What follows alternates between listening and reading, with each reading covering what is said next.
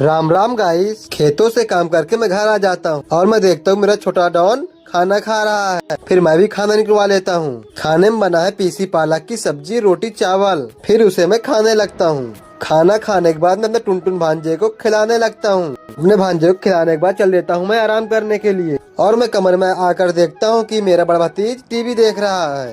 फिर उसे मैं 2-3 पड़ाका मार देता हूँ, क्योंकि ये पढ़ता नहीं, टीवी ज्यादा देखता है। टीवी को बंद करवा के मैं आराम करने लगता हूँ। आराम करने के बाद मैं चल देता हूँ स्नान करने के लिए और मैं स्नान करके कपड़ा पहनने लगता हूँ। फिर मैं अपने बालों को सेट करता हूँ और मैं मार्केट जाने के लिए रेडी हो जाता हूँ।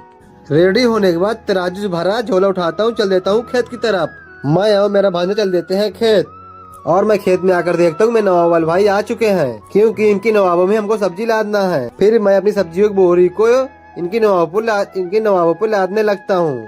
फिर मैं अपनी सब्जियों और बारी बारी करके सारी बोरियों को नवाबों पे लाद देते हैं। सामान को लादने के बाद चल देते हैं मार्केट की तरफ और हम भी अपने धन्नों पे सवार होते हैं और निकल जाते हैं मार्केट की तरफ। इधर उधर का नजारा दिखाते हुए और आ जाते हैं हम मार्केट।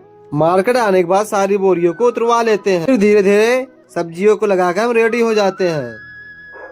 मैं अपनी सब्जियों को बेचने लगता हूँ। मार्केटिंग कम होने के कारण सब्जियों की बिक्री कम होती है। फिर हमको रेट घटाकर सब्जियों को बेचना पड़ता है और धीरे धीरे करके सारी सब्जियां बिक जाता है। फिर अपनी दुकान को हम बढ़ाने लगते हैं। दुकान को बढ़ाने पर आ जाते हैं अपने छोटू भाई के पास और देखते हैं कि हमारा छोटू भाई भी दुकान बढ़ा रहा है। छोटू भाई और हम निकल जाते हैं घर की तरफ अब, और छोटू भाई अपने घर चले जाते हैं और हम अपने घर आ जाते हैं। और फिर मिलते हैं ऐसे ही मिनी ब्लॉग के साथ।